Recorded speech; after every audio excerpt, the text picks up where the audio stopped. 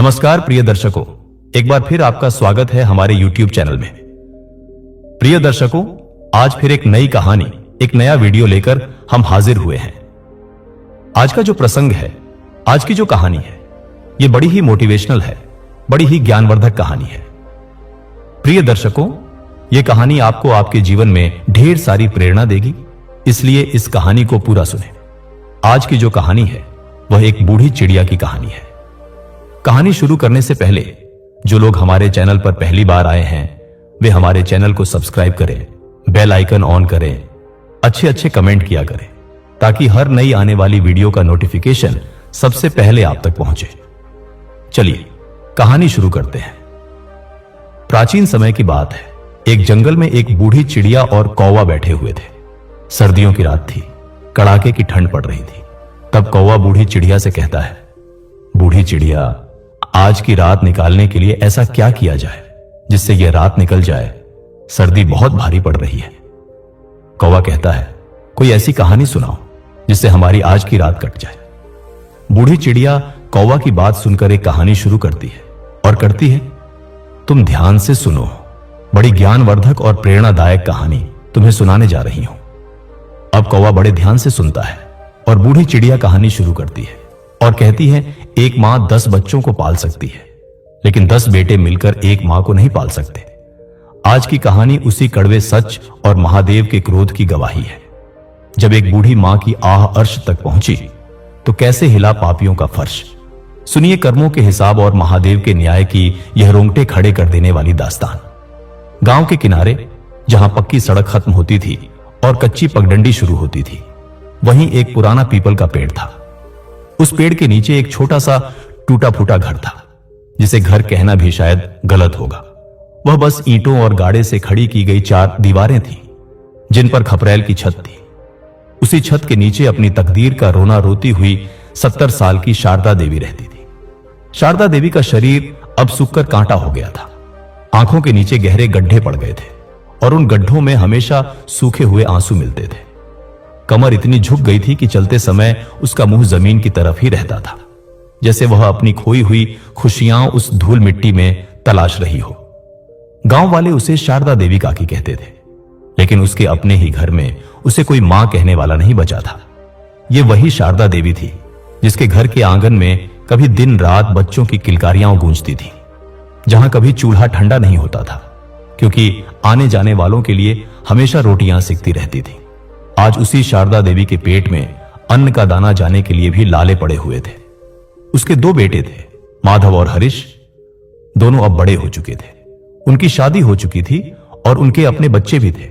लेकिन अफसोस की बात यह थी कि उन दोनों के बड़े बड़े पक्के मकानों में अपनी बूढ़ी मां के लिए एक कोने जितनी जगह भी नहीं थी। शारदा देवी को घर से बाहर उस पुरानी कोठरी में पटक दिया गया था, जहां न तो ठीक से हवा आती थी और न ही रोशनी। सर्दी की रात थी और हवा इतनी तेज थी कि हड्डियों को भी खंपा दे। शारदा देवी अपनी पुरानी फटी हुई रजाई में दुबकी हुई थी। रजाई में रुई कम और पैबंद ज्यादा थे। उसे जोरों की भूख लगी थी। दोपहर को बड़ी बहू ने जो 2 सूखी रोटियां फेंकी थी, वे तो कब की हजम हो चुकी थीं। अब पेट में जो आग लगी थी वह उसे सोने नहीं दे रही थी। उसने कांपते हाथों से पास रखा लोटा उठाया और 2 घूंट पानी पीकर भूख को मारने की कोशिश की। लेकिन भूख तो भूख है, वह पानी से कहां मारने वाली थी। उसका मन बार बार पुराने दिनों की यादों में चला जाता था। उसे याद आया वह समय जब उसके पति जिंदा थे। गांव में उनकी कितनी इज्जत थी। वे लोग भले ही बहुत अमीर नहीं थे, लेकिन दिल के राजा थे। शारदा देवी अपने बच्चों को कभी भूखा नहीं सोने देती थी, चाहे खुद आधी रोटी खाए। लेकिन माधव और हरीश की थाली में हमेशा घी से चुपड़ी रोटियां और गुड़ रखती थी। वह अक्सर अपने पति से कहती थी, जी देखना, हमारे बेटे बुढ़ापे में हमें पलकों पर बिठाकर रखेंगे। मैंने इन्हें संस्कार दिए हैं। उसके पति मुस्कुरा देते थे और कहते थे, शारदा देवी, औलाद की सेवा की उम्मीद में अपना आज मत मार, बस कर्म कर और फल महादेव पर छोड़ दे। आज जब वह अंधेरे में लेटी हुई छत की टूटी लकड़ियों को घूर रही थी तो उसे अपने पति की वह बात शूल की तरह चुभ रही थी। उसने वाकई महादेव पर सब कुछ छोड़ दिया था, लेकिन शायद महादेव भी उससे रूठ गए थे, तभी तो ऐसी दुर्दशा हो रही थी। अगली सुबह जब सूरज की पहली किरण भी ठीक से नहीं निकली थी, शारदा देवी अपनी लाठी टेकते हुए उठी। उसके जोड़ों में इतना दर्द था कि हर कदम पर उसके मुंह से हे राम निकल रहा था। उसे मंदिर जाना था। गांव के दूसरे छोर पर एक पुराना शिव मंदिर था। पिछले 10 सालों से, जब से उसके पति गुजर गए थे और बेटों ने रंग बदला था, वही मंदिर उसका असली घर बन गया था। वह रोज सुबह लौटे में जल भरकर ले जाती और शिवलिंग पर चढ़ाती। उसके पास चढ़ाने को न दूध था, न बेलपत्र और न ही कोई प्रसाद। बस उसकी आंखों के आंसू और लोटे का जल ही उसकी पूजा थी। वह धीरे धीरे घिसटते हुए कदमों से चल रही थी। रास्ते में उसे गांव का सरपंच मिला। सरपंच ने पूछा, काकी, इतनी ठंड में कहां जा रही हो? बेटे ने नई शाल नहीं लाकर दी क्या? शारदा देवी ने फीकी हंसी हंसते हुए अपनी फटी साड़ी का पल्लू कस लिया और बोली, बेटा, बेटों के पास अपनी बीवी बच्चों के लिए ही वक्त नहीं है। इस बूढ़ी के लिए शाल कहां से लाएंगे? और वैसे भी मुझे ठंड नहीं लगती, अब तो आदत हो गई है। सरपंच जानता था कि काकी झूठ बोल रही है, लेकिन वह कुछ कर नहीं सकता था। शारदा देवी चलते चलते मंदिर की सीढ़ियों तक पहुंची। सीढ़ियां चढ़ना उसके लिए किसी पहाड़ चढ़ने जैसा था। हाँफते हुए उसने जैसे तैसे ऊपर कदम रखा और सामने काले पत्थर के शिवलिंग को देखा। उसे देखते ही उसका सब्र का बांध टूट गया। वह वहीं चौखट पर माथा टेक कर रोने लगी। हे महादेव, हे भोलेनाथ। शारदा देवी की आवाज में इतना दर्द था कि पत्थर भी पिघल जाए। मैंने क्या पाप किया था प्रभु? किस जन्म का बदला ले रहे हो मुझसे? जिन बच्चों को मैंने अपनी छाती का दूध पिलाया, आज वे मुझे एक गिलास पानी देने को भी तैयार नहीं है। जिन हाथों से मैंने उनकी उंगली पकड़कर चलना सिखाया, आज वही हाथ मुझ पर उठने को तैयार हो जाते हैं। लोग कहते हैं कि तू न्याय करता है, तो फिर मेरा न्याय कब होगा? क्या मेरे मरने के बाद? मैं अब और नहीं सह सकती बाबा। या तो मेरी तकदीर बदल दे या मुझे अपने पास बुला ले। वह शिवलिंग से ऐसे बातें कर रही थी जैसे कोई अपने पिता से शिकायत कर रहा हो। काफी देर रोने के बाद उसे थोड़ा हल्का महसूस हुआ। उसने कांपते हाथों से जल चढ़ाया और वहीं मंदिर के कोने में बैठ गई। तभी मंदिर का पुजारी वहां आया। पुजारी शारदा देवी की हालत जानता था। उसने प्रसादी का एक लड्डू शारदा देवी के हाथ में रख दिया। शारदा देवी ने उस लड्डू को ऐसे देखा जैसे उसे दुनिया का खजाना मिल गया हो। भूख से उसकी जान निकल रही थी। उसने कांपते हाथों से लड्डू खाया और पानी पिया। उस एक लड्डू ने उसे इतनी ताकत दे दी कि वह वापस घर जाने के लिए उठ खड़ी हुई। जब वह वापस अपने घर यानी उस टूटी हुई कोठरी के पास पहुंची तो उसने देखा कि उसके बड़े बेटे माधव के घर के बाहर बहुत चहल पहल थी। शायद आज कोई त्योहार था या किसी का जन्मदिन। खुशबूदार खाने की महक हवा में तैर रही थी। पूड़ी, कचौड़ी और खीर की खुशबू ने शारदा देवी की भूख को फिर से जगा दिया। वह अपनी कोठरी के बाहर चबूतरे पर बैठ गई, इस उम्मीद में कि शायद आज त्योहार के दिन तो बेटे या बहुओं का दिल पसीजेगा। शायद आज उसे बासी रोटी के बजाय 2 ताजी पूरियां मिल जाएंगी। वह इंतजार करती रही। सूरज सिर पर आ गया, फिर ढलने लगा। मेहमान आए और खा पी कर चले गए। घर के अंदर से हंसने बोलने की आवाजें आ रही थीं। बच्चे आंगन में खेल रहे थे। शारदा देवी की नजर बार बार उस बड़े लोहे के गेट पर जाती जो दोनों घरों के बीच था, लेकिन वह गेट नहीं खुला। शाम हो गई, अंधेरा घिरने लगा। तभी छोटी बहू नीलम हाथ में एक प्लास्टिक की थैली लेकर बाहर निकली। उसने देखा कि बुढ़िया चबूतरे पर बैठी टुकुर टुकुर देख रही है।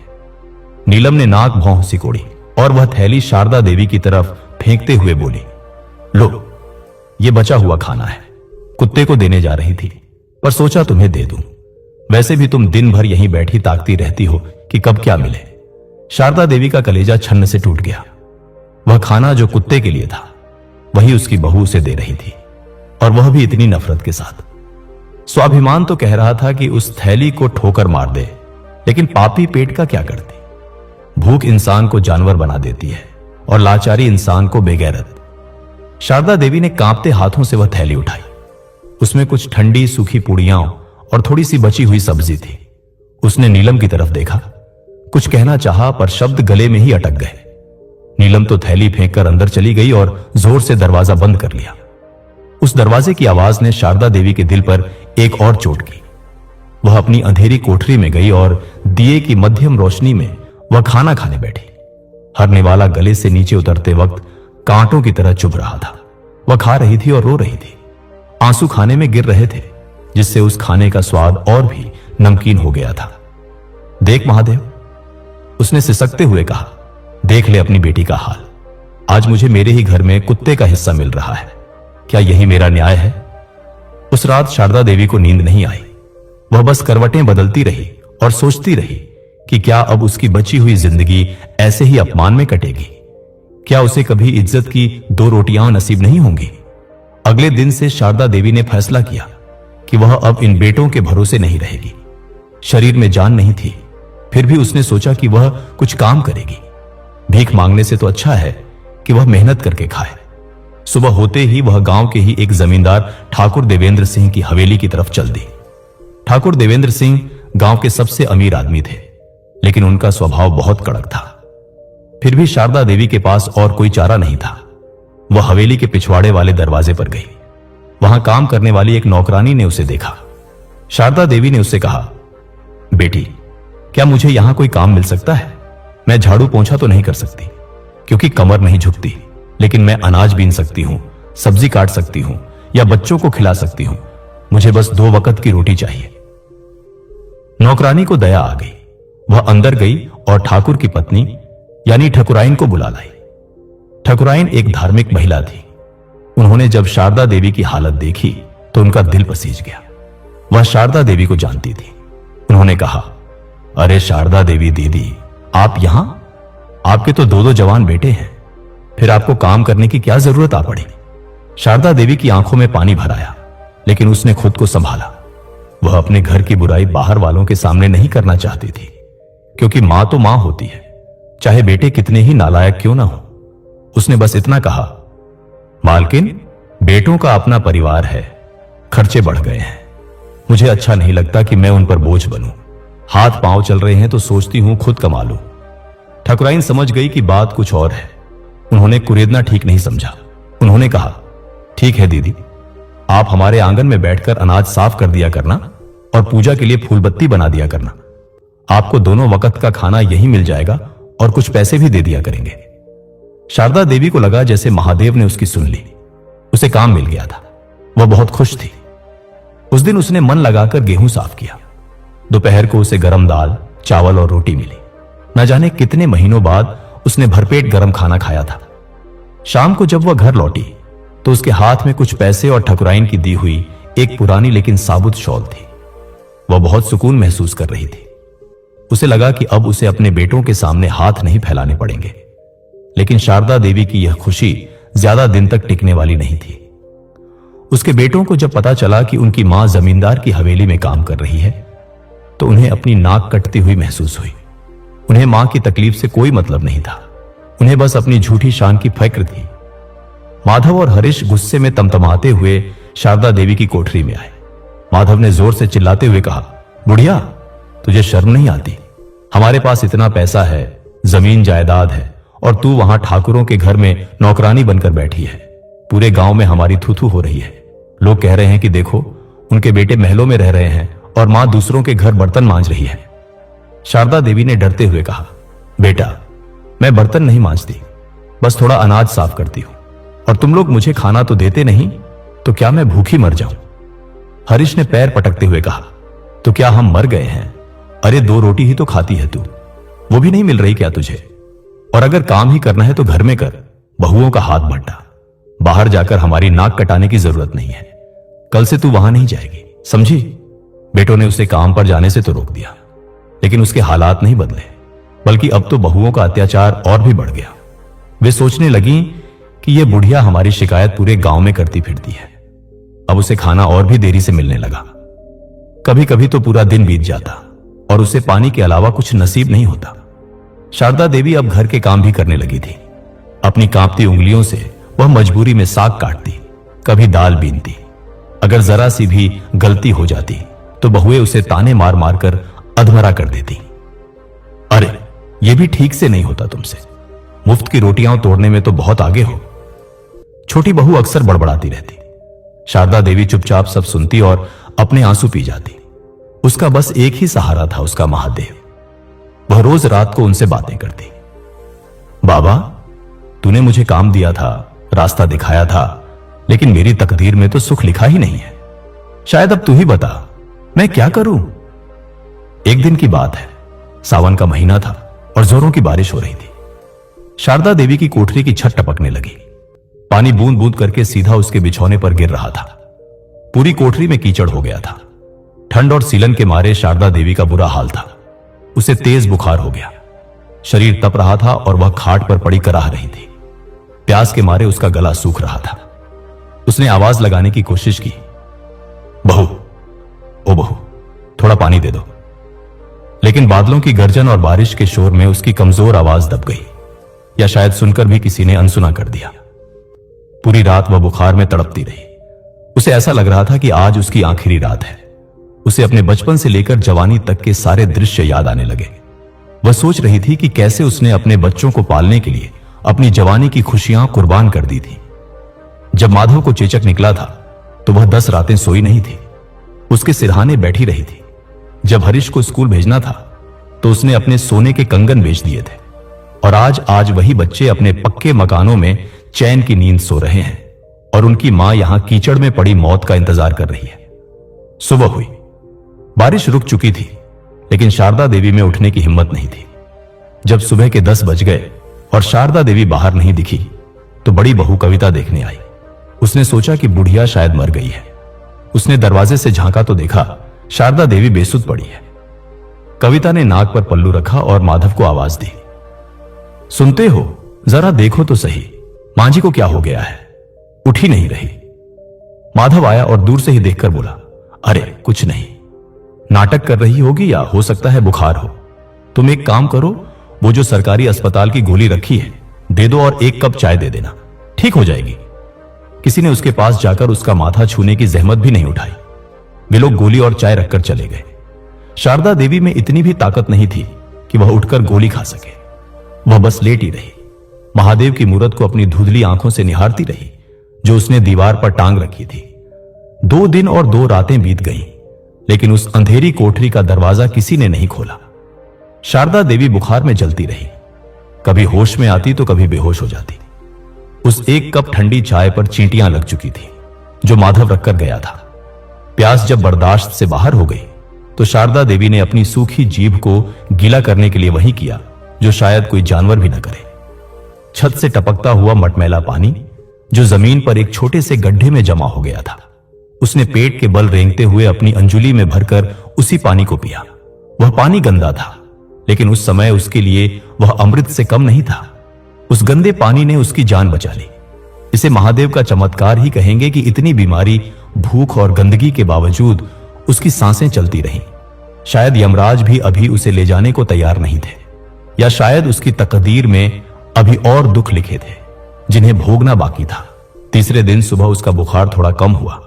शरीर में कमजोरी इतनी थी कि खड़ा होना मुश्किल था, लेकिन पेट की भूख उसे चैन से लेटने नहीं दे रही थी। उसे समझ आ गया था कि अगर वह इस कोठरी में पड़ी रही तो भूख और प्यास से तड़प तड़प कर मर जाएगी, और उसके बेटों को उसकी सड़ी हुई लाश मिलने तक भनक भी नहीं लगेगी। उसने अपनी पूरी ताकत बटोरी, दीवार का सहारा लिया और कांपते पैरों पर खड़ी हुई। उसका सिर चकरा रहा था, आंखों के आगे अंधेरा छा रहा था, लेकिन जीने की इच्छा अभी भी बाकी थी। उसने अपनी लाठी उठाई और धीरे धीरे कोठरी से बाहर निकली। बाहर धूप खिली थी। सूरज की रोशनी जब उसकी आंखों पर पड़ी तो वे चूंधिया गईं। उसने देखा कि आंगन में सन्नाटा है। शायद सब लोग अपने अपने काम पर जा चुके थे और बच्चे स्कूल चले गए थे। वह धीरे धीरे एक एक कदम फूंक फूंक कर रखती हुई घर के बाहर निकल गई। उसका लक्ष्य वही शिव मंदिर था।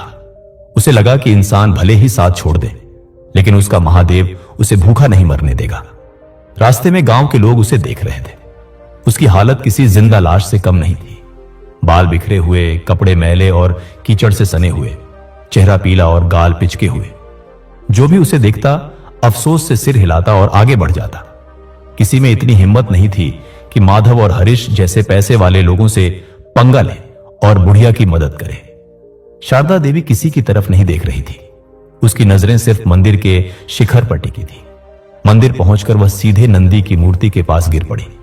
पुजारी जी उस समय आरती की तैयारी कर रहे थे। जब उन्होंने जोर से कुछ गिरने की आवाज सुनी तो दौड़ते हुए आए। शारदा देवी को उस हालत में देखकर उनका दिल दहल गया। उन्होंने तुरंत अपनी पत्नी को आवाज दी। पुजारी की पत्नी, जिनका नाम कमला देवी था, वे भी बहुत दयालु थी। वह दौड़कर आई और शारदा देवी को उठाया। उन्होंने शारदा देवी के मुंह पर पानी के छींटे मारे और उसे थोड़ा मीठा दूध पिलाया। दूध के कुछ घूंट गले से नीचे उतरते ही शारदा देवी की जान में जान आई। उसने आंखें खोली और सामने पुजारी जी को देखकर हाथ जोड़ दिए। उसकी आंखों से झरझर आंसू बहने लगे। वह कुछ बोल नहीं पा रही थी, बस रो रही थी। कमला देवी ने उसे अपनी साड़ी के पल्लू से पोंछा और कहा, रो मत, शांत हो जा। जब तक हम हैं तुझे कुछ नहीं होगा। पुजारी जी को बहुत गुस्सा आ रहा था। उन्होंने कहा, ये माधव और हरीश तो कसाई बन गए हैं। अपनी सगी मां की यह हालत कर दी। मैं आज ही पंचायत बुलाऊंगा। यह अधर्म अब और नहीं सहा जाएगा। लेकिन शारदा देवी ने पुजारी जी का हाथ पकड़ लिया और ना में सिर हिलाया। उसकी आवाज बहुत धीमी थी। नहीं बेटा, पंचायत मत बुलाना। मेरे बेटों की बदनामी होगी। मैं नहीं चाहती कि लोग उन पर थूके। मां हूं ना, उनका अपमान नहीं देख सकती। बस मुझे यहां एक कोने में बैठने की जगह दे दो। मैं यहीं पड़ी रहूंगी। जो भी रूखा सूखा मिलेगा खा लूंगी। अब उस घर में वापस जाने की हिम्मत नहीं है मुझमें। पुजारी जी शारदा देवी की ममता देखकर हैरान थे। जिस मां को उसके बेटों ने मरने के लिए छोड़ दिया था, वह आज भी उनकी बदनामी से डर रही थी। सच ही कहा गया है, पुत्र जायते क्वचिदपि माता न भवति। पुत्र कुपुत्र हो सकता है, लेकिन माता कभी कुमाता नहीं होती। पुजारी जी ने कहा, ठीक है काकी, जैसा तुम चाहो। तुम मंदिर की पिछली धर्मशाला के बरामदे में रह सकती हो। वहां छत पक्की है और बारिश का डर नहीं है। सुबह शाम का प्रसाद तुम्हें मिल जाया करेगा। शारदा देवी को लगा जैसे उसे नया जीवन मिल गया हो। उसे महलों की जरूरत नहीं थी। बस सिर छिपाने को छत और पेट भरने को 2 रोटियां चाहिए थी, और सबसे बढ़कर कोई उसे दुत्कारता ना हो। शारदा देवी अब मंदिर में रहने लगी। उसकी दिनचर्या बदल गई थी। वह सुबह जल्दी उठती, नहा धोकर मंदिर के आंगन में झाड़ू लगाती, फिर माला लेकर एक कोने में बैठकर AUM नमः शिवाय का जाप करती। दिन भर आने जाने वाले भक्त उसे कुछ न कुछ दे जाते। कोई फल दे जाता, कोई बिस्कुट, तो कोई 10-5 रुपये उसके हाथ में रख देता। शारदा देवी उन पैसों को जमा करती रहती। उसे पैसों का कोई लोभ नहीं था, लेकिन वह सोचती थी कि मरने के बाद उसके कफन दफन का इंतजाम इन्हीं पैसों से हो जाएगा, ताकि उसके बेटों को वह खर्चा भी भारी न लगे। मंदिर के शांत वातावरण में उसकी सेहत भी सुधरने लगी थी। चेहरे पर थोड़ी रौनक आ गई थी। वह खुश थी, क्योंकि यहां उसे बुढ़िया मरती क्यों नहीं सुनने को नहीं मिलता था। यहां लोग उसे काकी या माताजी कहकर बुलाते थे और पैर छूते थे। उसे लगने लगा था कि महादेव ने उसके साथ न्याय कर दिया है। बेटों से दूर करके उसे अपनी शरण में ले लिया है। लेकिन नियति को शायद यह शांति मंजूर नहीं थी। गांव छोटा था और बातें हवा की तरह फैलती थी। यह खबर उड़ते उड़ते माधव और हरीश के कानों तक भी पहुंच गई कि उनकी मां अब मंदिर में रहती है और वहां आने जाने वालों से भीख लेती है। गांव के लोग अब दबी जुबान में बातें बनाने लगे थे। अरे देखो, जिनके बेटे 2 मंजिला मकान में रहते हैं, उनकी मां मंदिर में टुकड़ों पर पल रही है। कैसा कलयुग आ गया है भाई। ऐसे बेटों को तो कीड़े पड़ेंगे। ये ताने जब बेटों ने सुने तो उनका खून खौल उठा। उन्हें मां पर तरस नहीं आया, बल्कि गुस्सा आया कि उसने फिर से उनकी नाक कटवा दी। एक शाम जब शारदा देवी मंदिर के चबूतरे पर बैठकर माला जप रही थी, अचानक एक जीप वहां आकर रुकी। जीप में से माधव और हरीश निकले। उनके चेहरे गुस्से से लाल थे। वे तेज कदमों से चलते हुए शारदा देवी के पास आए। माधव ने आव देखा न ताओ, शारदा देवी के हाथ से माला छीनकर दूर फेंक दी और उसका हाथ पकड़कर जोर से खींचा। चल घर, बहुत नाटक हो गया तेरा, माधव गुर्राया। शारदा देवी घबरा गई। उसने हाथ छुड़ाने की कोशिश की। बेटा, मुझे मत ले जा, मैं वहां नहीं रह सकती। मैं यहां खुश हूं, हरीश ने दांत पीसते हुए कहा। खुश है? हमारी इज्जत का तमाशा बनाकर खुश है? पूरा गांव हम पर हंस रहा है कि हम तुझे पाल नहीं सकते। तूने हमें कहीं मुंह दिखाने लायक नहीं छोड़ा। चुपचाप चल, वरना घसीटते हुए ले जाएंगे। शारदा देवी गिड़गिड़ाती रही। बेटा, मैं किसी से कुछ नहीं कहती। मैं तो बस यहां राम नाम जपती हूं। मुझे छोड़ दो। वहां खड़े कुछ लोगों ने बीच बचाव करने की कोशिश की, लेकिन हरीश ने उन्हें भी धमका दिया।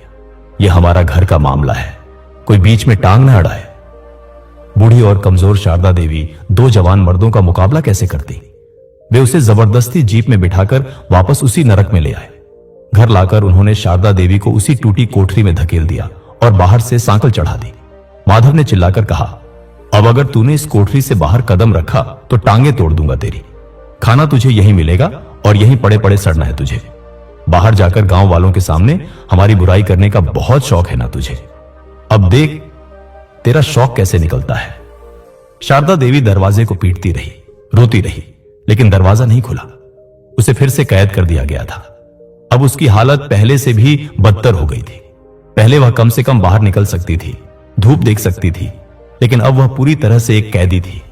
अंधेरी कोठरी, सड़ी हुई हवा और गहरा सन्नाटा। उसे दिन और रात का पता भी रोशनदान से आने वाली हल्की रोशनी से चलता था। बहुएं अब उसे खाना देने में और भी लापरवाही बरतने लगी। कभी एक वक्त खाना मिलता, कभी वह भी भूल जाती। शारदा देवी का शरीर फिर से सूखने लगा। वह बस लेटे लेटे छत की लकड़ियों को गिनती रहती और महादेव से अपनी मौत की दुआ मांगती। महीने बीतते गए। शारदा देवी अब हड्डियों का ढांचा मात्र रह गई थी, लेकिन इस घोर अंधेरे में भी आशा की एक छोटी सी किरण फूटी। माधव का सबसे छोटा बेटा यानी शारदा देवी का पोता, जिसका नाम आरव था, करीब 10 साल का था। आरव अपने माता पिता और चाचा चाची के व्यवहार को देखता था, लेकिन डर के मारे कुछ बोल नहीं पाता था। लेकिन उसका बाल मन अपनी दादी की दुर्दशा देखकर रोता था। उसे याद था कि कैसे बचपन में दादी उसे कहानियां सुनाती थी और अपनी गोद में सुलाती थी। एक दिन जब घर में सब दोपहर की नींद ले रहे थे, आरव दबे पांव पिछवाड़े गया। उसने कोठरी के उस छोटे से रोशनदान के पास जाकर धीरे से आवाज दी, दादी, ओह दादी। अंदर से कोई जवाब नहीं आया। आरव घबरा गया। उसने फिर पुकारा, तभी उसे अंदर से हल्की सी खांसने की आवाज आई। आरव ने जल्दी से अपनी जेब से बिस्कुट का एक पैकेट निकाला, जो उसने अपने स्कूल के पैसों से बचाया था, और रोशनदान की जाली से अंदर गिरा दिया। फिर उसने धीरे से कहा, दादी ये खा लो, मैं कल फिर आऊंगा। अंदर अंधेरे में पड़ी शारदा देवी ने जब बिस्कुट का पैकेट देखा तो उसकी पथराई आंखों में नमी आ गई। उसे भूख से ज्यादा इस बात की खुशी थी कि इस घर में कोई तो है जिसे उसकी फिक्र है, कोई तो है जिसके सीने में अभी भी दिल धड़कता है। उसने कांपते हाथों से बिस्कुट खाया। वह बिस्कुट उसके लिए 56 भोग से कम नहीं था। अब यह सिलसिला रोज का हो गया। आरव स्कूल से आते वक्त या दोपहर में जब सब सो रहे होते, चुपके से आता और रोशनदान से कभी बिस्कुट, कभी रस या कभी अमरूद दादी को दे जाता। वे दोनों थोड़ी देर बातें भी करते। दादी तुम फिक्र मत करो, मैं बड़ा होकर पुलिस वाला बनूंगा और तुम्हें यहां से निकाल ले जाऊंगा, आरव मासूमियत से कहता। शारदा देवी उसकी बातें सुनकर अपनी पीड़ा भूल जाती। वह उसे आशीर्वाद देती, जीते रहो मेरे लाल, बस तू ही मेरा असली वारिस है। आरव के इस छोटे से प्यार ने शारदा देवी को जीने की एक नई वजह दे दी थी। वह अब मौत का इंतजार नहीं करती थी, बल्कि आरव के आने का इंतजार करती थी। लेकिन झूठ और चोरी, चाहे कितनी भी अच्छी नीयत से की गई हो, एक न एक दिन पकड़ी ही जाती है। एक दिन नीलम यानी छोटी बहू की नजर आरव पर पड़ गई, जब वह रोशनदान के पास खड़ा होकर बात कर रहा था। नीलम बिल्ली की तरह दबे पांव पीछे आई और उसने आरव की बातें सुन ली। आरव कह रहा था, दादी आज मम्मी ने हलवा बनाया था, मैंने छुपा लिया, लो तुम खा लो। यह सुनते ही नीलम आग बबूला हो गई। उसने पीछे से आरव का कान मरोड़ा और जोर से चिल्लाई, अच्छा तो यह चल रहा है यहां, घर का खाना चोरी करके इस बुढ़िया को खिलाया जा रहा है। हम कहते हैं कि राशन जल्दी खत्म हो रहा है और यहां तुम दान पुण्य कर रहे हो। आरव दर्द से बिलख उठा। शोर सुनकर माधव और कविता भी आ गए। नीलम ने नमक मिर्च लगाकर सारी बात बता दी। माधव ने आओ देखा ना ताव, अपने ही बेटे आरव के गाल पर जोरदार तमाचा जड़ दिया। आरव गिर पड़ा। माधव ने उसे डराते हुए कहा, खबरदार जो आज के बाद इस कोठरी के पास भी भटका, ये बुढ़िया डायन है, इसने तुझे भी अपनी बातों में फंसा लिया है। उस दिन के बाद आरव पर पहरा बिठा दिया गया। उसे दादी के पास जाने की सख्त मनाही हो गई। शारदा देवी कोठरी के अंदर से सब सुन रही थी। जब उसने आरव के रोने की आवाज सुनी तो उसकी रूह कांप गई। उसे अपने अपमान का दुख नहीं था, लेकिन अपने पोते की पिटाई उससे बर्दाश्त नहीं हुई। उसने कोठरी के अंदर से ही चिल्लाकर कहा, अरे पापियों, मुझे मार लो, मुझे भूखा रखो, लेकिन उस मासूम बच्चे को मत मारो, उसका क्या कसूर है? उसने तो बस एक भूखी को रोटी दी थी, भगवान से डरो। लेकिन उसकी आवाज सुनने वाला वहां कोई नहीं था। उस रात शारदा देवी को नींद नहीं आई। वह पूरी रात महादेव से लड़ती रही। क्या यही तेरा न्याय है महादेव? एक मासूम बच्चे को नेकी की सजा मिल रही है। अब बहुत हो गया, अब मुझसे सहा नहीं जाता। तू मुझे शक्ति दे कि मैं इस कैद को तोड़ सकूं या फिर मुझे अपने पास बुला ले। अगली सुबह शारदा देवी के मन में एक अजीब सी दृढ़ता थी। उसे लगा कि अब खोने के लिए कुछ नहीं बचा है। दोपहर के समय जब घर में सन्नाटा था, उसने देखा कि कोठरी का दरवाजा जो हमेशा बंद रहता था, आज गलती से शायद ठीक से कुंडी नहीं लगी थी या हवा से थोड़ा खुल गया था। शायद भगवान ने उसकी सुन ली थी। उसने धीरे से दरवाजे को धक्का दिया, वह खुल गया। शारदा देवी बाहर निकली। उसका शरीर कमजोर था, लेकिन इरादे अब लोहे के थे। उसने इस बार मंदिर जाने का नहीं सोचा, क्योंकि उसे पता था कि बेटे उसे वहां से फिर उठा लाएंगे। उसने सोचा कि वह अब इस गांव से ही दूर चली जाएगी, कहीं बहुत दूर, जहां उसके बेटों का साया भी उस पर न पड़ सके। वह घर के पिछवाड़े से होते हुए खेतों की तरफ निकल गई। गन्ने के ऊंचे ऊंचे खेतों के बीच से होकर वह पगडंडी पर चल रही थी। उसे नहीं पता था कि वह कहां जा रही है। बस पैर जिस दिशा में ले जा रहे थे वह बढ़ती जा रही थी। चलते चलते शाम हो गई। वह गांव की सीमा पार कर चुकी थी। सामने एक पक्की सड़क थी जिस पर तेज रफ्तार गाड़ियां दौड़ रही थी। शारदा देवी थककर एक पेड़ के नीचे बैठ गई। भूख और प्यास से उसका गला सूख रहा था। तभी एक ट्रक वहां आकर रुका। ट्रक वाले ने देखा कि एक बूढ़ी औरत वहां बैठी है। वह नीचे उतरा और पानी की बोतल लेकर आया। उसने पूछा, मां जी, कहां जाना है? रास्ता भटक गई हो क्या? शारदा देवी ने पानी पिया और अपनी डबडबाई आंखों से उसे देखा। उसने कहा, बेटा, मेरा कोई ठिकाना नहीं है। जहां भी ले चलो, बस इस जगह से दूर ले चलो। ट्रक वाला एक भला इंसान था।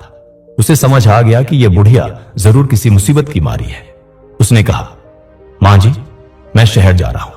वहां एक बड़ा अनाथालय और वृद्धाश्रम है, जहां मैं अक्सर सामान पहुंचाता हूं। वे लोग बहुत अच्छे हैं। अगर आप कहो तो मैं आपको वहां छोड़ दूं। वृद्धाश्रम, यह शब्द सुनकर शारदा देवी का दिल एक पल के लिए सिहर उठा। उसने कभी सोचा नहीं था कि जिस घर को उसने तिनका तिनका जोड़कर बनाया, अंत में उसे वृद्धाश्रम में पनाह लेनी पड़ेगी। लेकिन फिर उसे अपने बेटों का चेहरा और वह अंधेरी कोठरी याद आ गई। उसने सोचा कि नरक से तो वृद्धाश्रम ही बेहतर होगा। उसने हामी भर दी। ट्रक वाले ने उसे इज्जत से ट्रक में बिठाया और शहर की ओर चल पड़ा। जैसे जैसे ट्रक गांव से दूर जा रहा था, शारदा देवी को लग रहा था कि उसके सीने से एक भारी बोझ उतर रहा है। उसने पीछे मुड़कर नहीं देखा। गांव, घर, यादें, बेटे सब पीछे छूट गए थे। अब आगे एक नई और अनजान दुनिया थी। शहर पहुंचकर ट्रक वाले ने उसे सेवाधाम नाम के एक आश्रम में छोड़ दिया। आश्रम का माहौल बहुत शांत और पवित्र था। वहां शारदा देवी जैसी कई और बूढ़ी औरतें थीं, जिन्हें अपनों ने ठुकरा दिया था। आश्रम की संचालिका अनुपमा जी एक बहुत ही सौम्य महिला थी। उन्होंने शारदा देवी का स्वागत किया, उसे नहलाया, साफ कपड़े दिए और भरपेट खाना खिलाया। शारदा देवी को लगा जैसे वह किसी दूसरी दुनिया में आ गई है। यहां सब एक दूसरे का दुख समझते थे, एक दूसरे का सहारा बनते थे। रात को जब वह साफ सुथरे बिस्तर पर लेटी तो उसे सालों बाद चैन की नींद आई। उसे लगा कि शायद महादेव का न्याय यही था, उसे उन कसाई बेटों से आजाद कराना। लेकिन उसे नहीं पता था कि कहानी अब भी खत्म नहीं हुई है। महादेव का असली न्याय तो अभी बाकी था, जो उसके बेटों को उनके पापों की सजा देने के लिए तैयार हो रहा था। उधर गांव में अगली सुबह जब माधव और हरीश के घर का दरवाजा खुला तो एक अजीब सी शांति थी। दोपहर तक जब किसी ने शारदा देवी को नहीं देखा तो छोटी बहू नीलम यह देखने गई कि बुढ़िया जिंदा है या मर गई, ताकि अगर मर गई हो तो अंतिम संस्कार का नाटक निपटाया जाए। लेकिन जब उसने कोठरी का दरवाजा खुला देखा और अंदर झांका तो कोठरी खाली थी। नीलम दौड़कर सबको बताने गई। माधव और हरीश हड़बड़ाते हुए वहां आए। उन्होंने कोठरी का कोना कोना छान मारा, पिछवाड़ा देखा, खेत देखे, लेकिन शारदा देवी का कहीं नामो निशान नहीं था। एक पल के लिए दोनों भाइयों के चेहरों पर डर आया कि कहीं मां ने गांव वालों के सामने जाकर पोल न खोल दी हो। लेकिन जब शाम तक कोई खबर नहीं आई तो उनके चेहरों पर एक शैतानी मुस्कान तैर गई। माधव ने हरीश से कहा, भाई, लगता है बला टली। खुद ही कहीं चली गई होगी या शायद किसी कुएं तालाब में गिरकर मर गई होगी। अच्छा ही हुआ, रोज रोज की किचकिच खत्म हुई। हरीश भी सहमत था। दोनों ने मिलकर गांव में यह झूठ फैला दिया कि मांझी की दिमागी हालत ठीक नहीं थी और वह रात को कहीं निकल गई या फिर यह कह दिया कि वह अपने किसी दूर के रिश्तेदार के यहां तीर्थ यात्रा पर गई है। गांव वालों ने भी ज्यादा पूछताछ नहीं की, क्योंकि जिनके अपने बेटे ही फिक्र नहीं कर रहे, उनके लिए गांव वाले क्यों परेशान हो। बस एक छोटा आरव था जो कई रातों तक अपनी दादी के लिए तकिए में मुंह छिपाकर रोता रहा। इधर शहर के सेवाधाम आश्रम में शारदा देवी की जिंदगी करवट ले रही थी। शुरू के कुछ दिन उसे बहुत अजीब लगा। वह हर आहट पर डर जाती थी कि कहीं उसके बेटे उसे लेने तो नहीं आ गए, लेकिन धीरे धीरे उसे विश्वास हो गया कि वह अब सुरक्षित है। आश्रम का माहौल बहुत अपनापन भरा था। वहां रहने वाली दूसरी औरतें अब उसकी सहेलियां बन गई थी। कोई अपने बेटे द्वारा ठुकराई गई थी तो कोई अपनी बहू के तानों से तंग आकर वहां आई थी। सबके दुख एक जैसे थे, इसलिए सब एक दूसरे का दर्द समझते थे। शारदा देवी अब खाली नहीं बैठती थी। उसका शरीर भले ही कमजोर था, लेकिन मन मजबूत हो गया था। वह सुबह उठकर आश्रम के बगीचे में पौधों को पानी देती।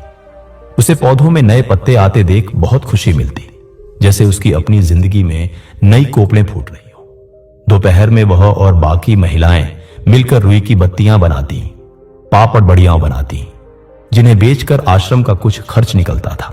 शारदा देवी को अब लगता था कि वह किसी पर बोझ नहीं है। वह अपनी मेहनत की रोटी खा रही थी।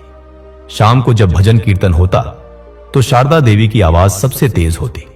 वह महादेव को धन्यवाद देती कि उन्होंने उसे नरक से निकालकर इस स्वर्ग में पहुंचा दिया। उसका स्वास्थ्य अब पहले से बहुत बेहतर हो गया था। गालों के गड्ढे भरने लगे थे और आंखों की वह डरी हुई वीरानी अब एक शांत चमक में बदल गई थी। लेकिन कहते हैं ना, भगवान के घर देर है, अंधेर नहीं, और जैसी करनी वैसी भरनी। शारदा देवी तो अपनी नई दुनिया में रम गई थी, लेकिन गांव में उसके बेटों के सिर पर पाप का घड़ा अब भरने लगा था। शारदा देवी के जाने के 6 महीने बाद की बात है। माधव और हरीश को लगा था कि मां के जाने के बाद उनके घर में खुशियां बरसेंगी, खर्चा बचेगा और वे चैन से रहेंगे। लेकिन हुआ इसका ठीक उल्टा। जिस दिन से शारदा देवी घर से गई थी, उस घर से जैसे बरकत भी चली गई थी। पहले दोनों भाइयों में बहुत प्रेम था, लेकिन अब छोटी छोटी बातों पर झगड़े होने लगे। शुरुआत जमीन के एक छोटे से टुकड़े को लेकर हुई। माधव चाहता था कि सड़क के किनारे वाली जमीन उसे मिले, और हरीश का कहना था कि वह जमीन उसकी है। यह बहस इतनी बढ़ी कि दोनों भाई जो कभी एक थाली में खाते थे, अब बात करना भी बंद कर चुके थे। घर के बीचों बीच एक दीवार खींच गई। जिस आंगन में शारदा देवी को प्रताड़ित करने के लिए दोनों भाई एक साथ खड़े होते थे, आज उसी आंगन में दोनों एक दूसरे के खून के प्यासे हो रहे थे। बहुओं का हाल भी कुछ अलग नहीं था। कविता और नीलम, जो मिलकर अपनी सास को तंग करती थी, अब आपस में लड़ने लगी थी। बात बात पर ताने, चिल्लाना और बर्तनों का पटकना रोज का काम हो गया था। घर का माहौल इतना जहरीला हो गया था कि बच्चे भी डरे सहमे रहते थे। आरव का मन पढ़ाई में नहीं लगता था। वह अक्सर स्कूल से भागकर मंदिर में बैठा रहता। उसे लगता था कि इस घर को किसी की नजर लग गई है, या शायद दादी की बद्दुआ। और सच में यह बद्दुआ ही थी। एक मां की आह कभी खाली नहीं जाती। वह अदृश्य होकर भी इंसान का पीछा करती है। माधव और हरीश की खेती भी इस साल बर्बाद हो गई थी। बेमौसम बारिश और ओलों ने पूरी फसल तबाह कर दी। जिस अनाज पर उन्हें घमंड था, वह खेत में ही सड़ गया। कर्ज का बोझ बढ़ने लगा। माधव, जो गांव में मूंछों पर ताव देकर चलता था, अब साहूकारों से नजरें चुराने लगा था। लेकिन असली मुसीबत तो अभी आनी बाकी थी। एक दिन माधव अपनी मोटरसाइकिल से शहर जा रहा था। रफ्तार तेज थी। शायद दिमाग में घर की कलह और कर्ज का तनाव चल रहा था। एक तीखे मोड़ पर सामने से आते ट्रक से बचने के चक्कर में उसकी मोटरसाइकिल फिसल गई। माधव कई फीट हवा में उछला और सड़क किनारे एक पत्थर पर जा गिरा। उसकी चीख निकल गई। उसकी रीढ़ की हड्डी में गंभीर चोट आई थी। गांव वालों ने उसे उठाकर अस्पताल पहुंचाया। डॉक्टरों ने कहा कि जान तो बच गई है, लेकिन कमर के नीचे का हिस्सा लकवाग्रस्त हो गया है। माधव अब कभी अपने पैरों पर खड़ा नहीं हो पाएगा। जब यह खबर घर पहुंची तो कोहराम मच गया। माधव को अस्पताल से घर लाया गया। वही माधव जो अपनी मां को लाठी टेककर चलने पर ताने मारता था, आज खुद बिस्तर पर लाचार पड़ा था। उसे करवट बदलने के लिए भी दूसरों का सहारा चाहिए था। शुरुआत के कुछ दिन तो पत्नी कविता ने सेवा की, लेकिन धीरे धीरे उसका असली रंग सामने आने लगा। एक लकवाग्रस्त पति की सेवा करना उसे बोझ लगने लगा। माधव प्यास लगने पर पानी मांगता तो कविता अनसुना कर देती। वह घंटों उसी बिस्तर पर पड़ा रहता। कभी कभी तो मलमूत्र भी बिस्तर पर ही निकल जाता और कोई साफ करने वाला नहीं होता। बदबू के मारे कमरे में खड़ा होना मुश्किल हो जाता। कविता आती और नाक सिकोड़कर उसे कोसती, पूरा घर गंदा कर रखा है, मेरी तो किस्मत ही फूट गई जो तुम जैसे अपाहिज के पल्ले पड़ी, दिन भर पड़े पड़े हुक्म चलाते रहते हो। माधव की आंखों से आंसू बहने लगते। उसे अपनी मां याद आती।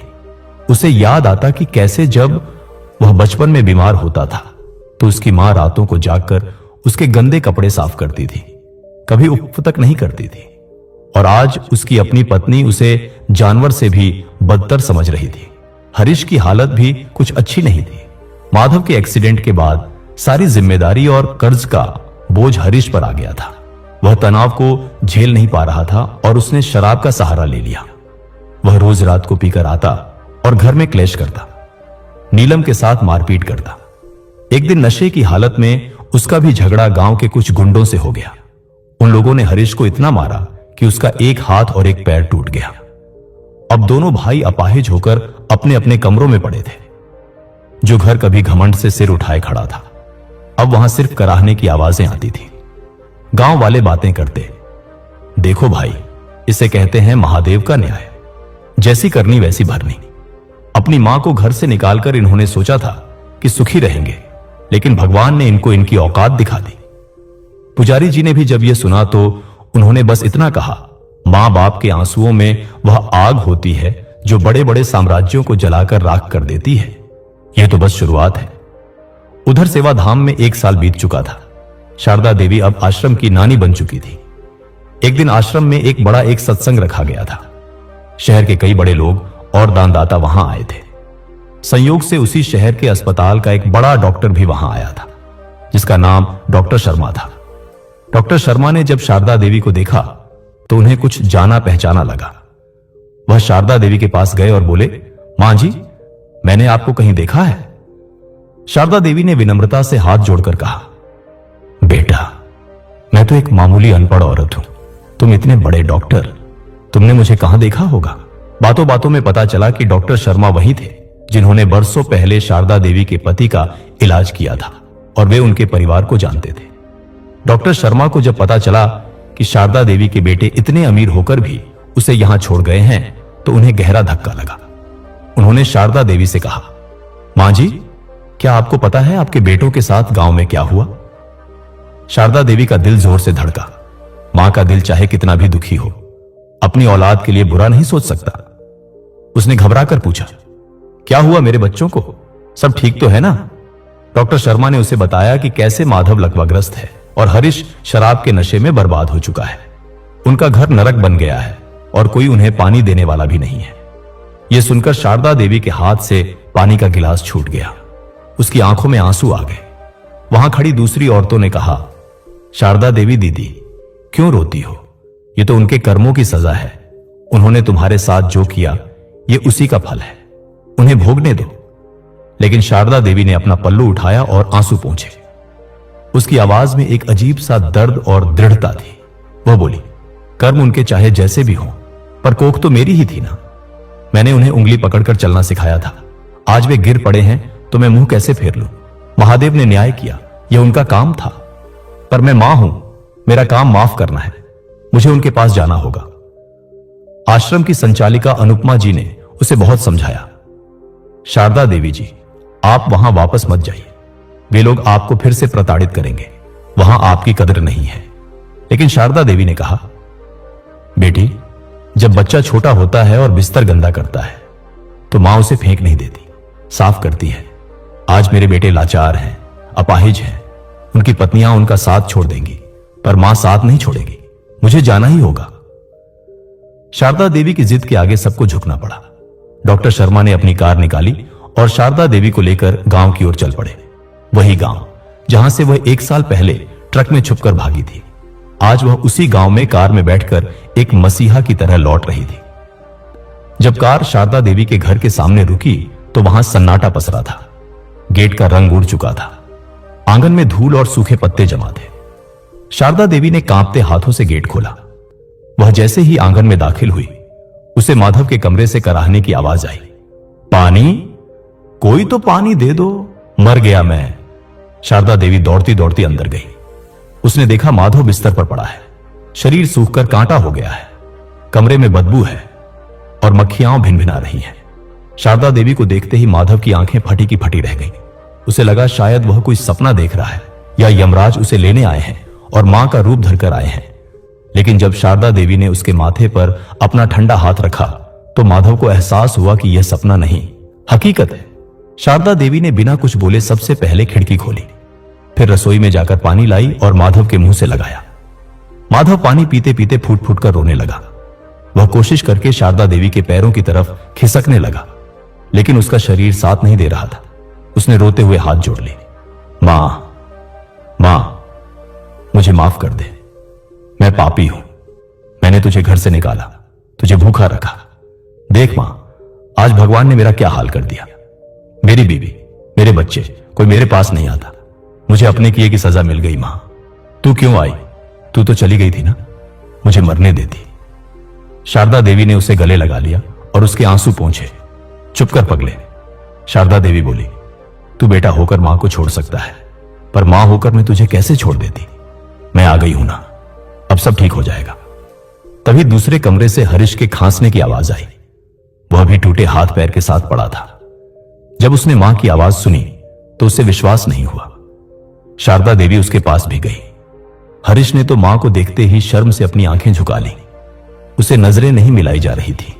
जिस मां को उसने धक्के मारकर निकाला था, आज वही उसकी गंदगी साफ करने आई थी। शारदा देवी ने उस दिन पूरे घर की साफ सफाई की। बहुएं कविता और नीलम जो अपने कमरों में बैठी थी, जब उन्होंने सास को वापस देखा और काम करते देखा तो वे सन्न रह गईं। उन्हें शर्मिंदगी महसूस हुई, लेकिन साथ ही एक डर भी लगा कि कहीं सास अब बदला न ले। लेकिन शारदा देवी के मन में बदले की भावना थी ही नहीं। उसने बहुओं से कुछ नहीं कहा, बस इतना ही बोली, बहुओं, अगर तुम लोग थक गई हो तो आराम कर लो, मैं हूं ना, मैं संभाल लूंगी। शारदा देवी के इस व्यवहार ने बहुओं के गाल पर वह तमाचा मारा जो शायद शब्दों से नहीं मारा जा सकता था। उनकी अंतरात्मा उन्हें कचोटने लगी। शाम होते होते पूरे गांव में खबर फैल गई कि शारदा देवी वापस आ गई है। लोग दौड़े दौड़े आए। उन्होंने देखा कि वही बूढ़ी औरत जिसे उसके बेटों ने मरने के लिए छोड़ दिया था, आज उन्हीं बेटों की सेवा कर रही है। यह दृश्य देखकर पत्थर दिल इंसान भी पिघल जाए। पुजारी जी भी आए। उन्होंने माधव और हरीश से कहा, देख लो अभागो, इसे कहते हैं मां। तुमने इसे ठुकरा दिया, लेकिन जब तुम पर मुसीबत आई तो सारी दुनिया ने मुंह फेर लिया। बस यही मां वापस आई।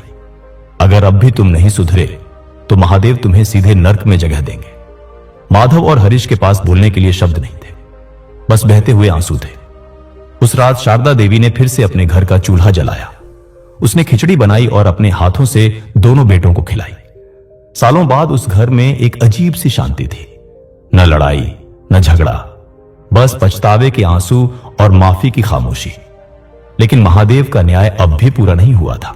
अभी तो इन बेटों को अपनी गलतियों का असली प्रायश्चित करना बाकी था। शारीरिक पीड़ा तो मिल गई थी, लेकिन आत्मा का शुद्धिकरण होना अब भी शेष था। शारदा देवी ने ठान लिया था कि वह अपने बेटों को सिर्फ शारीरिक रूप से ही नहीं, बल्कि मानसिक रूप से भी ठीक करेगी। वह उन्हें फिर से इंसान बनाएगी। और यह सफर आसान नहीं होने वाला था, क्योंकि पाप के दाग इतनी आसानी से नहीं धुलते। शारदा देवी के वापस आने के बाद घर का नक्शा तो बदल गया था, लेकिन हालात अभी भी बहुत कठिन थे। 70 साल की बूढ़ी हड्डियों में अब वह ताकत नहीं थी कि 2 जवान और भारी भरकम आदमियों को उठा सके या उनकी गंदगी साफ कर सके। फिर भी मां की ममता में न जाने कौन सी शक्ति होती है। शारदा देवी सुबह 4 बजे उठती, महादेव का नाम लेती और घर के काम में जुट जाती। वह कुएं से पानी खींचती, घर में झाड़ू लगाती और फिर अपने बेटों की सेवा में लग जाती। माधव के घावों पर मरहम लगाती, हरीश को नहलाती धुलाती। कई बार काम करते करते उसकी सांस फूल जाती, आंखों के आगे अंधेरा छा जाता। वह दीवार का सहारा लेकर खड़ी हो जाती, 2 पल सुस्ताती और फिर हे भोलेनाथ बोलकर काम पर लग जाती। यह सब देखकर बिस्तर पर पड़े माधव और हरीश का कलेजा मुंह को आता। उन्हें अपनी लाचारी पर उतना रोना नहीं आता था जितना अपनी मां के संघर्ष को देखकर आता था। वे सोचते थे कि ये वही हाथ हैं जो अब तक कांप रहे थे, लेकिन हमारी सेवा करने के लिए इन हाथों में न जाने कहां से लोहे जैसी जान आ गई है। माधव अक्सर अपनी मां को काम करते हुए देखता और तकिए में मुंह छिपाकर सिसकियां भरता। उसे वे दिन याद आते जब उसने अपनी मां से कहा था कि तू हमारे लिए बोझ है। आज वही बोझ उनका सहारा बनी हुई थी। घर की बहुएं कविता और नीलम शुरुआत में तो शर्म और संकोच के मारे दूर दूर रहती थी, लेकिन इंसान कब तक पत्थर बना रह सकता है। एक दिन की बात है, शारदा देवी माधव के लिए गर्म पानी की बाल्टी उठा रही थी। बाल्टी भारी थी और शारदा देवी का पैर फिसल गया। वह गिरने ही वाली थी कि तभी दौड़कर कविता ने उसे थाम लिया और बाल्टी अपने हाथ में ले ली। कविता की आंखों में आंसू थे। वह रोते हुए शारदा देवी के पैरों में गिर पड़ी और बोली, मां जी, हमें माफ कर दो, हम बहुत बुरी हैं। हमने आपको बहुत सताया, आपको भूखा रखा और आज आप ही हमारे पतियों की जान बचा रही हैं। हमसे यह पाप और नहीं देखा जाता। आप बैठो, अब से यह सब हम करेंगी। नीलम भी वहां आ गई और वह भी रोने लगी। उस दिन उस घर की दीवारें सचमुच गिर गईं। शारदा देवी ने दोनों बहुओं को उठाया और गले से लगा लिया। उसने कहा, बेटियों, सुबह का भूला अगर शाम को घर आ जाए तो उसे भूला नहीं कहते। तुम लोगों को अपनी गलती का एहसास हो गया, मेरे लिए यही बहुत है। अब रोना बंद करो और घर को संभालने में मेरी मदद करो। उस दिन के बाद से घर का माहौल पूरी तरह बदल गया। जो बहुएं आपस में लड़ती थीं, अब वे मिलकर सास के साथ काम करने लगी। कविता माधव की सेवा करती और नीलम हरीश की। शारदा देवी अब घर की मुखिया की तरह सबको निर्देश देती और सबका हौसला बढ़ाती थी। लेकिन मुसीबतों का पहाड़ अब भी हटा नहीं था। घर में बीमारी तो थी ही, अब गरीबी ने भी दस्तक दे दी थी। जमा पूंजी इलाज में खर्च हो चुकी थी। खेतों में फसल बर्बाद हो चुकी थी और आमदनी का कोई जरिया नहीं बचा था। घर में राशन खत्म होने लगा था। एक दिन ऐसी नौबत आ गई कि रात को बनाने के लिए मुट्ठी भर चावल भी नहीं बचे थे। माधव और हरीश यह सब देख रहे थे। हरीश ने निराश होकर कहा, मां, हम सब भूखे मर जाएंगे। मैं और माधव तो अपाहिज हैं, हम कुछ कर नहीं सकते। तुम कब तक हम सबको खींचोगी? इससे तो अच्छा है हम जहर खाकर मर जाए। शारदा देवी ने हरीश के मुंह पर हाथ रख दिया और डांटते हुए बोली, खबरदार जो मरने की बात की। जब तक मैं जिंदा हूं मेरे बच्चों को आंच नहीं आएगी। महादेव ने चोंच दी है तो चुग्गा भी देंगे। हाथ पैर टूटे हैं तुम्हारे, हिम्मत नहीं। और याद रखना, बुरा वक्त इंसान की परीक्षा लेने आता है, उसे हराने नहीं। शारदा देवी ने हार नहीं मानी। उसे आश्रम के दिन याद आए जहां उसने पापड़ और अचार बनाना सीखा था। उसने अपनी बहुओं को बुलाया और कहा, देखो, रोने से पेट नहीं भरेगा। हमारे पास हाथ है, हुनर है, हम कल से ही काम शुरू करेंगे। घर में जो थोड़ा बहुत बचा हुआ सामान था, शारदा देवी ने उसी से शुरुआत की। उसने घर के पिछवाड़े लगे आम के पेड़ से कच्चे आम तोड़े और उनका अचार डाला। कविता और नीलम ने मिलकर पापड़ बेले। आरव, जो अब अपनी दादी को वापस पाकर बहुत खुश था, बोला, दादी, मैं स्कूल के बाद बाजार जाकर इसे बेच आऊंगा। शारदा देवी ने उसे प्यार से चूमा और कहा, मेरा शेर बेटा। अगले दिन आरव एक टोकरी में अचार की छोटी छोटी शीशियां और पापड़ लेकर गांव के हाट में गया। गांव वाले जानते थे कि यह शारदा देवी का पोता है। शारदा देवी की वापसी और उसकी तपस्या ने गांव वालों के दिल में फिर से उसके लिए इज्जत पैदा कर दी थी। लोगों ने हाथों हाथ सारा सामान खरीद लिया। शाम को जब आरव खाली टोकरी और थोड़े से पैसे लेकर घर लौटा तो घर में जैसे त्योहार मन गया। वह कमाई लाखों की नहीं थी, बस कुछ 100 रुपयों की थी, लेकिन वह मेहनत और ईमानदारी की कमाई थी। उस रात सबने भरपेट खाना खाया और उस खाने में एक अलग ही स्वाद था, संतोष का स्वाद। धीरे धीरे शारदा देवी का यह छोटा सा काम बढ़ने लगा। उसके हाथ के बने अचार और पापड़ का स्वाद पूरे गांव में मशहूर हो गया। लोग कहते, काकी के हाथ में जादू है, बिल्कुल मां के हाथ जैसा स्वाद आता है। अब गांव के दुकानदार खुद आकर ऑर्डर देने लगे। कविता और नीलम, जो पहले घर के काम से भी जी चुराती थी, अब दिन रात मेहनत करती। उन्हें अपनी मेहनत की कमाई में जो सुख मिल रहा था, वह उन्हें पति की हराम की कमाई में कभी नहीं मिला था। माधव और हरीश चारपाई पर लेटे लेटे यह सब देखते। वे देखते कि कैसे उनकी बूढ़ी मां और पत्नियां घर चला रही हैं। उन्हें अपने मर्द होने के अहंकार पर बहुत चोट लगती थी, लेकिन यह चोट जरूरी थी। इसने उनके अंदर के इंसान को जगा दिया था। अब वे लेटे लेटे ही कुछ न कुछ मदद करने की कोशिश करते। माधव हिसाब किताब रखता, हरीश सब्जियों को छांटने और धोने का काम करता, जो वह बिस्तर पर बैठे बैठे कर सकता था। परिवार अब एक हो गया था। दुख ने उन्हें वह सिखा दिया था जो सुख कभी नहीं सिखा पाया, एकता की ताकत। समय बीतता गया, 1 साल और निकल गया। घर की आर्थिक स्थिति अब सुधरने लगी थी, कर्ज भी धीरे धीरे उतर रहा था। लेकिन शारदा देवी की एक ही इच्छा थी, उसके बेटे फिर से अपने पैरों पर खड़े हो जाए। वह रोज महादेव के मंदिर जाती और प्रार्थना करती, प्रभु तूने उन्हें सजा दी, उन्होंने भोग ली, उनका घमंड टूट गया है, उनकी आत्मा शुद्ध हो गई है, अब उन्हें माफ कर दे। मैं अपनी लाठी छोड़ने को तैयार हूं, बस मेरे बेटों को उनकी लाठी वापस दे दे। शायद एक मां की प्रार्थना में इतनी शक्ति होती है कि वह आसमान को भी हिला सकती है। एक दिन गांव में एक वैद्य जी आए, जो नाड़ी देखने और जड़ी बूटियों से इलाज करने में माहिर थे। शारदा देवी उन्हें अपने घर ले आई। वैद्य जी ने माधव और हरीश की जांच की। उन्होंने कहा, हड्डियां तो जुड़ गई हैं, लेकिन नसों में जान नहीं है, क्योंकि इन्होंने हिम्मत छोड़ दी है। दवा मैं दूंगा, लेकिन मालिश और कसरत रोज करनी होगी। दर्द होगा, चीखें निकलेंगी, लेकिन अगर सहन कर लिया तो शायद महादेव की कृपा से ये फिर चल पाएंगे। अब शुरू हुआ एक नया संघर्ष। शारदा देवी और बहुओं ने कमर कस ली। वैद्य जी का दिया हुआ तेल दिन में 3 बार मला जाता। जब शारदा देवी माधव के सुन्न पड़े पैरों की मालिश करती तो अपनी पूरी जान लगा देती।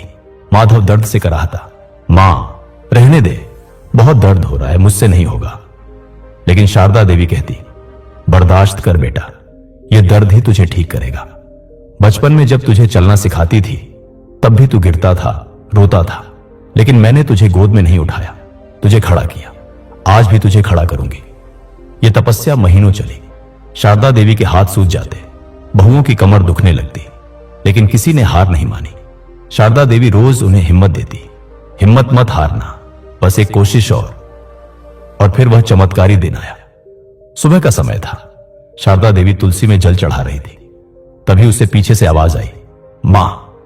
शारदा देवी ने मुड़कर देखा। माधव, जो पिछले 2 सालों से बिस्तर से नहीं उतरा था, दीवार के सहारे कांपते पैरों पर खड़ा था, पसीने से लथपथ, दर्द से चेहरा लाल, लेकिन वह खड़ा था। शारदा देवी के हाथ से लोटा गिर गया। वह दौड़कर, जितना तेज वह दौड़ सकती थी, उसके पास गई। माधव ने एक कदम बढ़ाया और लड़खड़ाकर मां के कदमों में गिर पड़ा। उसने मां के पैर पकड़ ली और बच्चों की तरह रोने लगा। मां देख, मैं खड़ा हो गया, तेरी तपस्या सफल हो गई मां। घर के सारे लोग जमा हो गए। हरीश भी अपनी बैसाखी के सहारे घिसटते हुए आया। सबकी आंखों में खुशी के आंसू थे। उस दिन उस घर में दिवाली से भी बड़ी खुशियां मनाई गई। गांव वाले भी यह चमत्कार देखने आए। सबने माना कि यह सिर्फ दवा का असर नहीं था, यह एक मां के सतीत्व और महादेव के आशीर्वाद का फल था। माधव के पैरों में जान आने के बाद घर में एक नई ऊर्जा आ गई। हालांकि वह अभी भी पूरी तरह ठीक नहीं था, उसे चलने के लिए सहारे की जरूरत थी, लेकिन अब वह लाचार नहीं था। उसने धीरे धीरे घर के छोटे मोटे काम और अचार के व्यापार में मदद करना शुरू कर दिया। हरीश भी अब बैसाखी के सहारे चलने लगा था और उसने शराब को हाथ लगाना तो दूर, उसकी तरफ देखना भी छोड़ दिया था।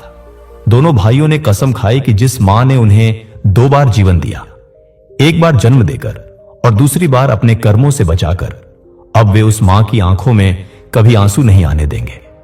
उन्होंने घर के आंगन में एक छोटा सा मंदिर बनवाया और उसमें महादेव की स्थापना की। अब घर की शुरुआत महादेव की पूजा और मां के चरण स्पर्श से होती थी। लेकिन शारदा देवी अब बहुत थक चुकी थी। उसका शरीर, जिसने इतने सालों तक तूफानों का सामना किया था, अब जवाब देने लगा था। उसे अक्सर खांसी आती और सीने में दर्द रहता, लेकिन वह किसी को बताती नहीं थी। उसे लगता था कि अब जब घर ठीक हो गया है, बच्चे सुधर गए हैं, तो उसकी जिम्मेदारी पूरी हो गई है। एक दिन शाम को जब पूरा परिवार आंगन में बैठकर बातें कर रहा था, शारदा देवी अपनी चारपाई पर लेटी थी। वह बहुत कमजोर लग रही थी। माधव उसके पास बैठा उसके पैर दबा रहा था।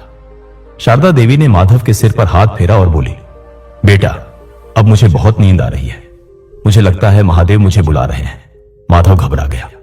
मां, ऐसी बातें मत कर, अभी तो हमने तेरे लिए कुछ किया ही नहीं, अभी तो हमें तेरी बहुत सेवा करनी है। शारदा देवी मुस्कुराई, एक बहुत ही सुकून भरी मुस्कान।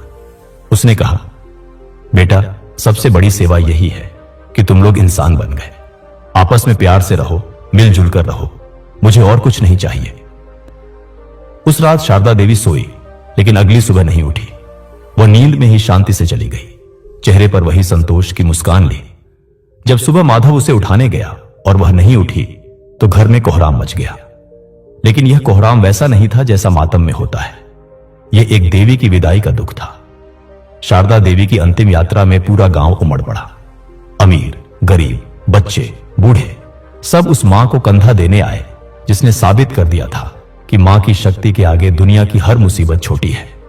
माधव और हरीश ने जब अपनी मां को मुखाग्नि दी तो उन्होंने रोते हुए वादा किया कि वे मां की दी हुई सीख को कभी नहीं भूलेंगे। शारदा देवी चली गई, लेकिन वह अपने पीछे एक ऐसी कहानी छोड़ गई जो पीढ़ियों तक सुनाई जाने वाली थी। उसने अपने त्याग और प्रेम से न सिर्फ अपने उजड़े हुए घर को बसाया, बल्कि अपने भटके हुए बेटों को भी सही राह दिखाई। गांव के उस पुराने पीपल के पेड़ के नीचे अब कोई टूटी कोठरी नहीं थी, बल्कि वहां शारदा देवी की याद में एक प्याऊ बनाया गया था, जहां से गुजरने वाला हर प्यासा पानी पीता और दुआ देता। और लोग कहते थे कि यह पानी नहीं, उस बूढ़ी मां का आशीर्वाद है। महादेव का न्याय यही था, पाप का नाश और पापी का अनुपमार। शारदा देवी की तकदीर में भले ही दुख लिखे थे, लेकिन उसने अपने कर्मों से उस तकदीर को बदल दिया और इतिहास बन गई। दोस्तों, शारदा देवी मां तो चली गई, लेकिन एक बात साबित कर गई कि औलाद चाहे कितनी भी नालायक क्यों ना हो, मां का आंचल कभी छोटा नहीं पड़ता। अगर आज इस कहानी ने आपकी आंखों में भी नमी ला दी है, तो अपने माता पिता का हाथ कभी मत छोड़िएगा। ऐसी ही दिल को छू लेने वाली कहानियों के लिए अपने चैनल को अभी सब्सक्राइब करें और कमेंट में हर हर महादेव लिखकर अपनी हाजिरी लगाएं। जय भोलेनाथ।